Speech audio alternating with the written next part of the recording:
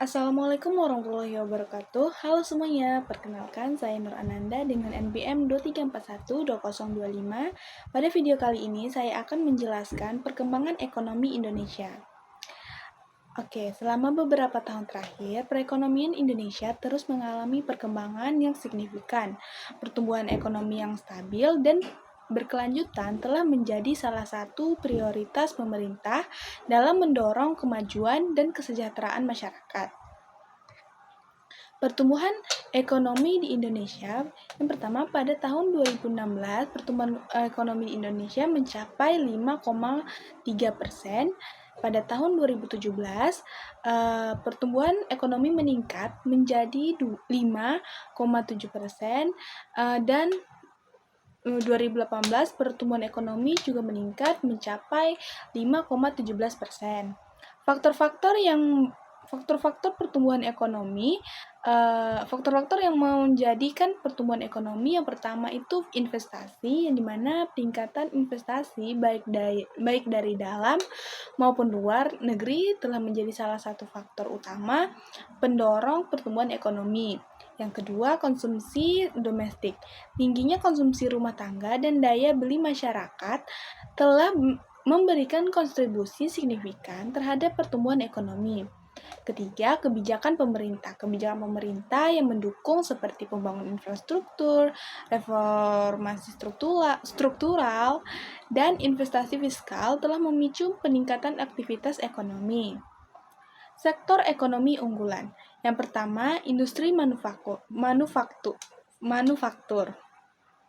Sektor ini memberikan kontribusi signifikan terhadap PDB Indonesia didorong oleh peningkatan daya saing dan ekspor. Yang kedua, perdagangan.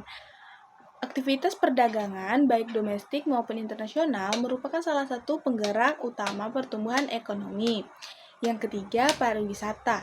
Sektor pariwisata yang terus berkembang telah menjadi kontributor penting bagi perekonomian Indonesia. Yang keempat, pertanian. Sektor pertanian, terutama komoditas unggulan, tetap menjadi pilar penting dalam perekonomian nasional. Nah, di sini saya akan menjelaskan dampak pandemi COVID-19 bagi pertumbuhan ekonomi yang terjadi di Indonesia. Yang pertama, penurunan pertumbuhan ekonomi. Pandemi COVID-19 telah menyebabkan penurunan pertumbuhan ekonomi Indonesia akibat berbagai pembatasan dan penurunan aktivitas ekonomi. Yang kedua, peningkatan pengangguran. Nah, di sini tuh banyak sekali perusahaan yang terpaksa melakukan ataupun memutuskan hubungan kerja yang menyebabkan tingkat pengangguran meningkat. Yang ketiga, penurunan konsumsi domestik. Daya beli masyarakat yang menurun akibat pandemi telah berdampak pada perlambatan konsumsi rumah tangga. Yang keempat, hambatan sektor pariwisata. Pembatasan perjalanan dan penurunan jumlah wisatawan telah menyebabkan sektor pariwisata terkena dampak yang signifikan. Oke, bagaimana sih kebijakan pemulihan ekonomi?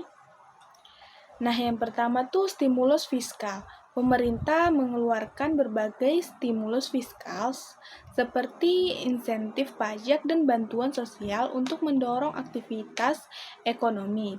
Yang kedua, relaksasi kebijakan moneter. Bank Indonesia telah menurunkan suku bunga acuan yang melonggarkan kebijakan moneter dan meningkatkan likuiditas. Yang ketiga, pemulihan sektor strategis. Pemerintah fokus pada pemulihan sektor ekonomi strategis seperti manufaktur, perdagangan, dan pariwisata. Tantangan dan peluang. Yang pertama, digitalisasi. Percepatan transformasi digital menjadi penting untuk meningkatkan daya saing produktivitas. Yang kedua, pembangunan berkelanjutan. Mengembangkan ekonomi yang lebih hijau dan ramah lingkungan menjadi tantangan sekaligus peluang. Yang ketiga, pengembangan SDM. Investasi pada pengembangan sumber daya manusia diperlukan untuk menghadapi persaingan global. Yang keempat, inovasi. Mendorong mendorong inovasi dan kreativitas akan menjadi kunci dalam meningkatkan daya saing. Nah, kesimpulannya yaitu perekonomian Indonesia telah menunjukkan perkembangan yang positif dalam beberapa tahun terakhir meskipun menghadapi tantangan akibat COVID-19. Baik, sekian saja video penjelasan singkat dari saya. Kurang lebihnya saya mohon maaf. Sampai jumpa di video selanjutnya. Jangan lupa like, comment, dan subscribe. Dadah!